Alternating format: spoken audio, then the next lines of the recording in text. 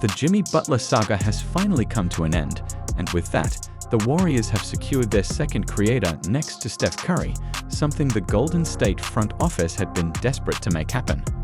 Reports indicate that they made calls about almost every all-star level player in the league.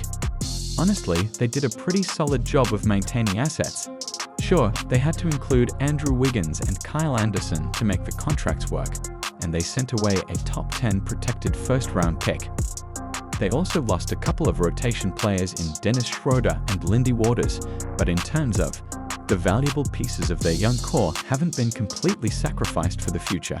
Jonathan Kuminga, Brandon Bassi, and Moses Moody are still on the roster, and they maintain their first-round picks in 5 of the next 6 years. The only long-term implication of this trade may be the fact that they had to pay Jimmy Butler, signing him to a 2-year, $112 million extension, which I'll dive into more later. But for now, I want to focus on the short term and whether this move actually moves the needle for the Warriors. As things stand, the team is 11th in the West with a 25-26 record, but one could argue that their near 500 record actually overstates their level of play. They started the season on fire, winning 10 of their first 12 games, leaving many to wonder if they were back to contending.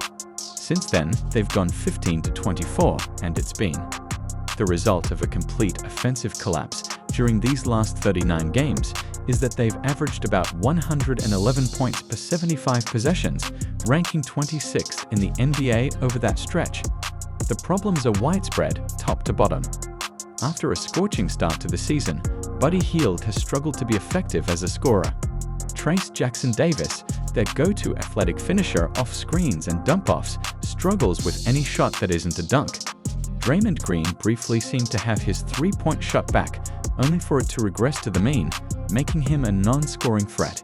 Kuminga, who they need to be a secondary scorer, has been hurt, and when he's been on the floor, he still hasn't taken that next leap. Gary Payton is essentially only on the floor to defend.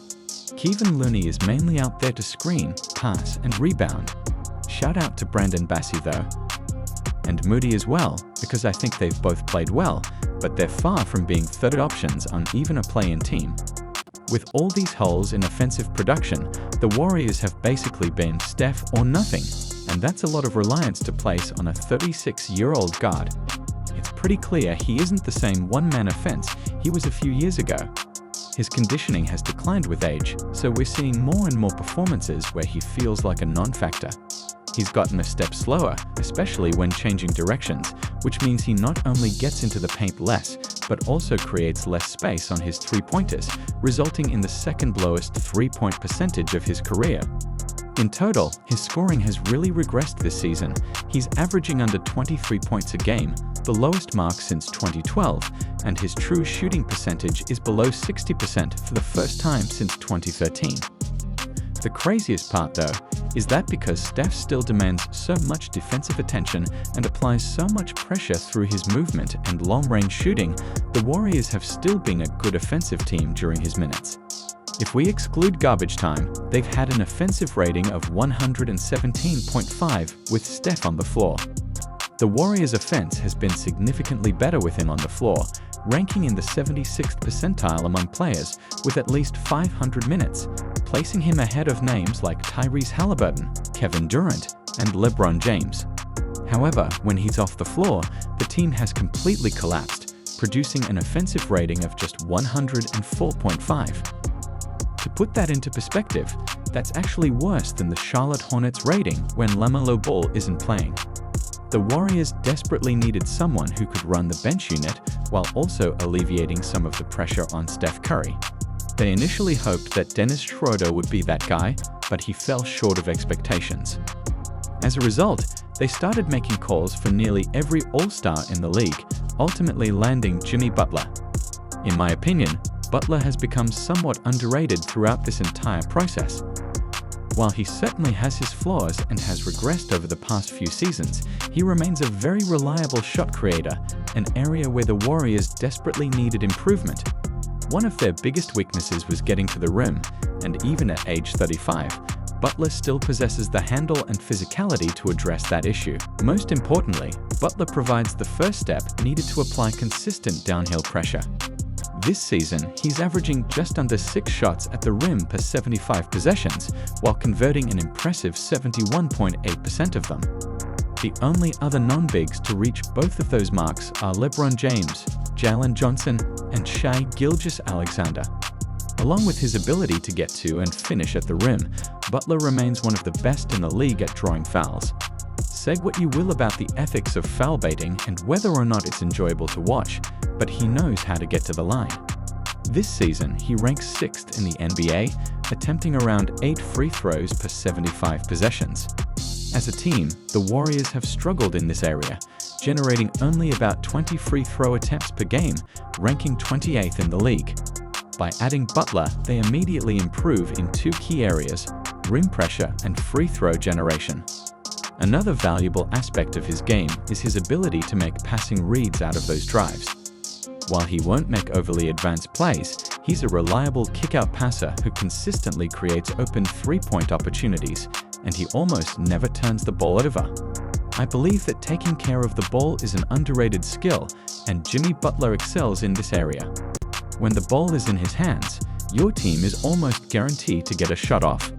He can operate effectively in various ways, whether it's running spread pick and roll, working in perimeter or face-up isolation, or exploiting mismatches in the post. Beyond his on-ball abilities, I also appreciate his fit within a motion offense due to his activity and intelligence. He's a willing and effective screener, which immediately opens up opportunities for different actions. Additionally, he's a brilliant cutter who consistently puts himself in position for easy layups or quick duck-ins. Butler is also one of the few wings who can make a real impact on the offensive glass.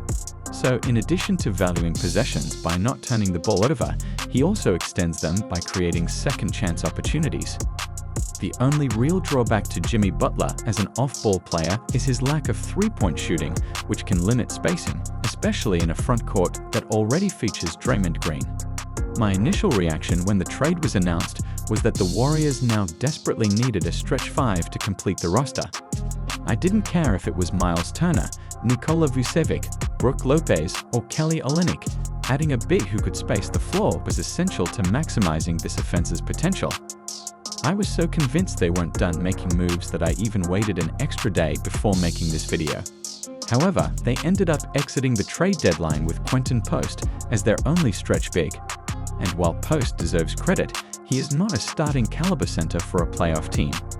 Because of this, I still see significant flaws in the Warriors' offense. While Jimmy fills some crucial needs, the collective scoring outside of him and Steph remains extremely limited. The only way the Warriors can add size to the floor is by completely sacrificing spacing. Fortunately for them, despite the chaos of this season, they have remained a strong defensive team. Before his injury, Draymond Green was legitimately playing at a Defensive Player of the Year level. Across the board, from their defensive scheme to rotations and rebounding, the team has looked sharp. This is reflected in the numbers, as they currently hold a defensive rating of 113.5, just enough to crack the top 10 in the league. Now, with the addition of Jimmy Butler, they gain another defensive asset. While he does take some plays off at this stage of his career, he remains a very capable off-ball defender. Much has been said about the collective basketball IQ of pairing Luka Doncic and LeBron James, and rightfully so.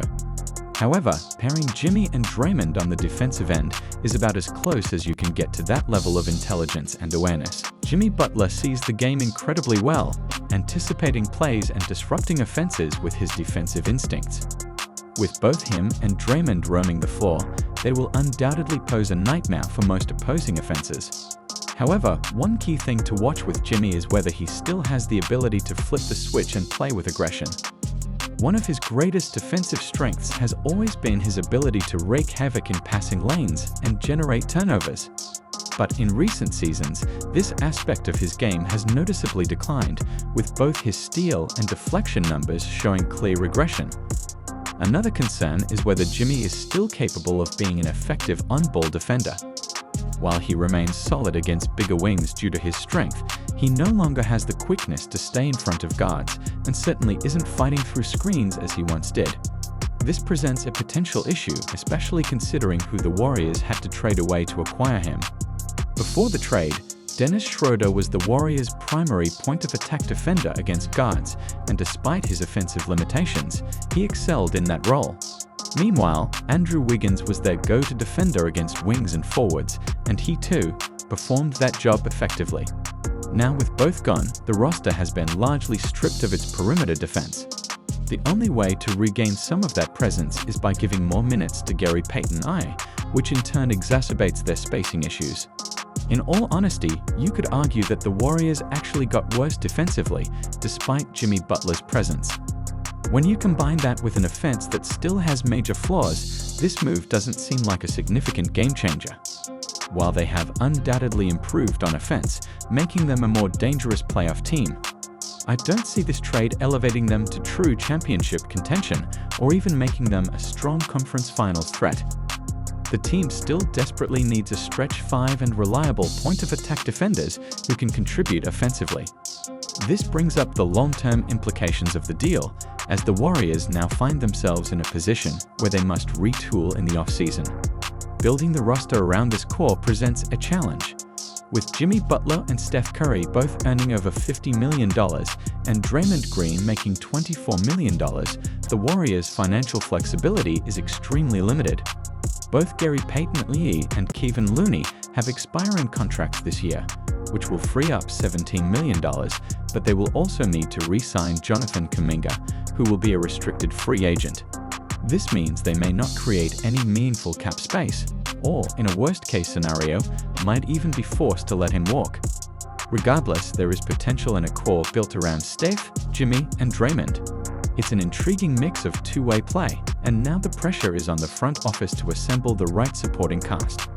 If you enjoyed this breakdown, be sure to drop a like, subscribe, and turn on post notifications to stay updated on future content. For deeper analysis, check out the *Hoop Venue* podcast and my social media profiles. Links can be found in the description. Let me know in the comments what you think about the Warriors situation. As always, I hope you all have a great day, and I'll catch you in the next one.